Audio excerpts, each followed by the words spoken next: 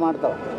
ಆದರೆ ರಾಜಕಾರಣ ನಾವೇನದಲ್ಲ ಅದನ್ನೆಲ್ಲ ಗಬ್ಬು ಹಿಡಿಸಿದೆವು. ಏನ್ರಿ ಕಾಂಗ್ರೆಸ್ನ ದಲಿತ ನಾಯಕರು ಗೌಪ್ಯವಾಗಿ ಮೀಟಿಂಗ್ ಮಾಡ್ತಾರೆ ಮಹದೇವಪ್ಪ ಅವ್ರ ಮನೆಯಾಗ. ಹಾಂ, ಅಲ್ರಿ ಏನು ಕಾಂಗ್ರೆಸ್ನಾಗ ಗೌಪ್ಯ ಮೀಟಿಂಗ್ ದಲಿತರು ಮಾಡಿದ್ರು ಅದೇನು ನಾಟೋದಿಲ್ಲ.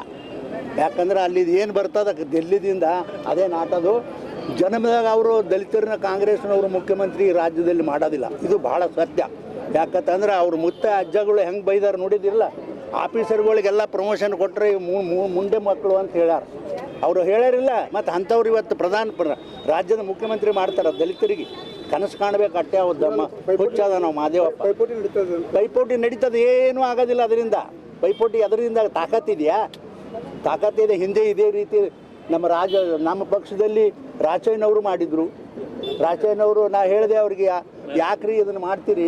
ನಾವು ಇರೋ 32 ಜನ ದಲಿತರು ಈ ಪಕ್ಷದಲ್ಲಿ ಗೆದ್ದು ಬಂದಿದ್ದೆವು, ನಿಮ್ಗೆ ಯಾರೂ ಓಟ್ ಹಾಕೋದಿಲ್ಲ, ಅದಕ್ಕೆ ಸುಮ್ಮನೆ ಇದು ಮಾಡ್ತೀರಿ, ವಿಡ್ರಾ ಮಾಡಿರಿ ಅಂತ ಹೇಳಿ ವಿಡ್ರಾ ಮಾಡ್ಸೀನಿ ನಾನು.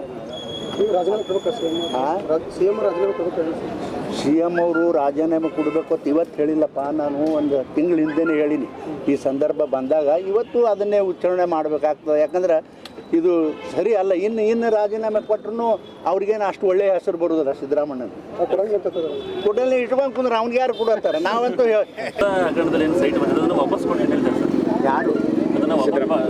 ಅಲ್ರಿ ಅದನ್ನ ತಪ್ಪು ಮಾಡಿ ನೀವು ವಾಪಸ್ ಕೊಡ್ತಾರೆ. ಅವರು ತಪ್ಪು ಮಾಡಲಿಲ್ಲ ಕೊಡ್ತಾರೆ ಯಾರು?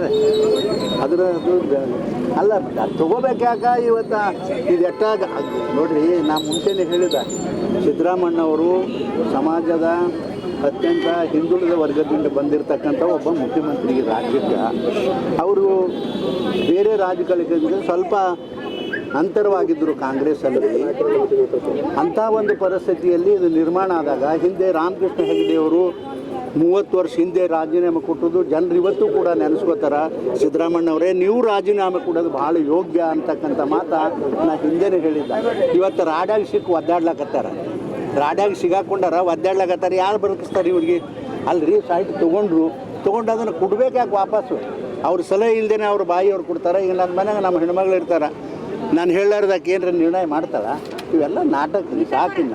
ಇದು ಕಬ್ಬು ನಾರ್ಲಕತ್ತದ ರಾಜಕಾರಣ. ನಾನು ಬರೀ ಅದು ಒಂದೇ ಪಾರ್ಟಿದಲ್ಲ, ಎಲ್ಲ ಪಾರ್ಟಿದು. ನಿನ್ನೆ ನೋಡಿರಿ ಹಂಗೆ ಕುಮಾರಸ್ವಾಮಿ ಅವ್ರ ಮೇಲೂ ಹೇಳ್ತಾರೆ, ಮತ್ತೊಬ್ಬರ ಮೇಲೂ ಹೇಳ್ತಾರೆ, ನಾಳೆ ನಮ್ಮೆಲ್ಲೂ ಹೇಳ್ತಾರೆ.